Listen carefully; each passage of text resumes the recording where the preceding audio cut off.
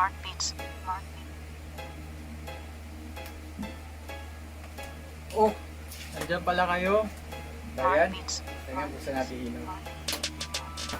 Ayun, sakto-sakto nandito kayo. Sasamahan nyo ako ngayong gabi.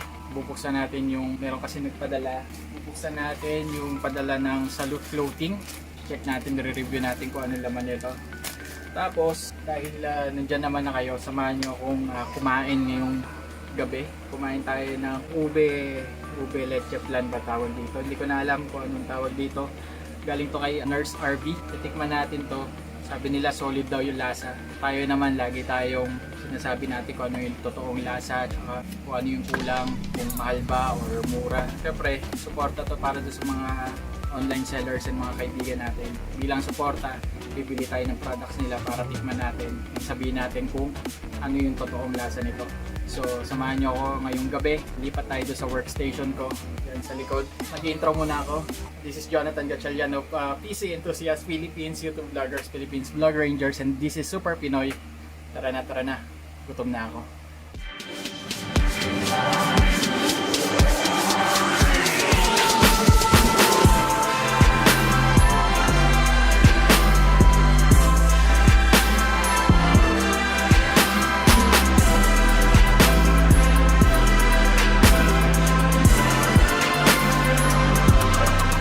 So ayun nga, sabi ko meron tayong bubuksan ngayong gabi dahil dumating na yung padala sa atin galing kay Mr. Tiny Montana ng Shots Fired Entertainment and Salute Clothing. Thank you. Dumating na rin. Check natin yung package. Gusto natin to. Yan. Salute Clothing. Kita nyo naman pati pouch or bag. Quality. Siyempre sinuporta natin yung kaibigan natin dyan sa Manila. Tapos huwag niyong kalimutan pakinggan yung mga tracks nito. Sobrang solid ng mga kanta ni Mr. Tiny Montana. Solid din yung mga clothing designs nila. Yun, may sticker pa. Thank you. Salute Clothing. Didikit natin to. Ito yung pinadala nila sa atin. Tanggalin ko lang sa plastic tong mga to para makita nyo. Pero hindi ko muna pipicturean syempre kung ano yung itsura. Okay. Polo. Tapos ka-partner niya, itong mask. Ganda ng design.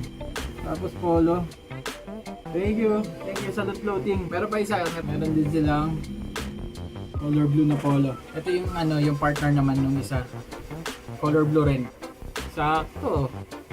Thank you Brother Patrick or Tiny Montana and Salute Clothing. Suportahan natin yung lokal. Of course, huwag natin kakalimutan na solid yung mga gawa ng mga kapwa natin Pinoy. Hindi lang naman international clothing yung magaganda yung designs and magaganda yung tela. Tapos, next natin ito. Titikman na natin itong ube ni Nurse RB. Ilalagay ko yung link nung Facebook niya mamaya dyan sa ilalim ng video. Tapos, kayo na lang mag-PM sa kanya. Kasi pag sa akin kayo nag-PM, dadagdagan ko yung presyo. Ano to? Ganun lang. Joke. Grabe. Alam nyo, gusto ko na sanang tanggihan to. Sobrang dami ng matamis na nakalagay dun sa refrigerator namin. Feeling ko magiging diabetic na ako sa sobrang tamis na mga kinakain ko kakabili. Pero hindi ko matatanggihan yung ube. Kasi parehas ko namang paborito to. Buti pa nga to, paborito. Pero ako hindi nila naging paborito. Hugot pa. No? Ito yung ube. Kung makikita nyo, yan. Bakit ba, focus naman sana yung camera dun sa Yan. Ayan. Kita nyo naman. Grabe naman yan. Gutom na kayo? Gutom na rin ako eh. So yan. Try natin na. Yan. Pakita ko sa inyo paano natin to hahatiin kahit nasa taas. Favorite yan eh. Favorite sa lahat yan. So ilagay muna natin dyan sa taas. Ikuha muna natin ube. Grabe. Tingnan nyo yung loob Malambot siya pero hindi siya yung once na ginanon mo, naghihiwalay-hiwalay siya. Hindi. Buo pa rin siya kapag pinutol mo.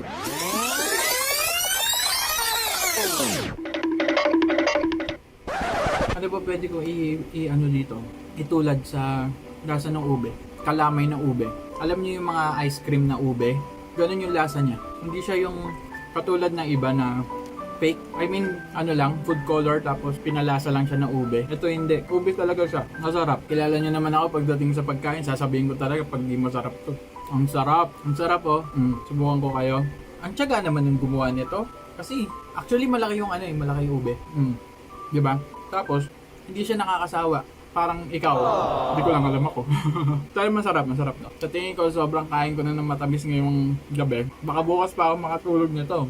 Kasalanan to ni Miss RB. Bibipin niya na ako bukas. Pero masarap. Hindi ako nagbibiro ha. Walang joke, walang yung tamis sakto. Pagkaka-mix, sakto lahat. Wala akong nalasahan na sobra yung pagkatamis niya. Yung ube, dasang ube talaga. Hindi siya food color lang. Kaya para sa akin, sulit to. Kaya guys, PM nyo na lang si Nurse RB. Kaya hindi sayang yung pera nyo kapag bumili kayo nito. Makakain nyo pa to hanggang kinabukasan or hanggang pwede pa to. Pero tingin ko kung family kayo, sulit na to kasi sa akin pa lang sulit na. So hanggang dito na lang, hanggang sa susunod na pagre-review natin ng mga pagkain.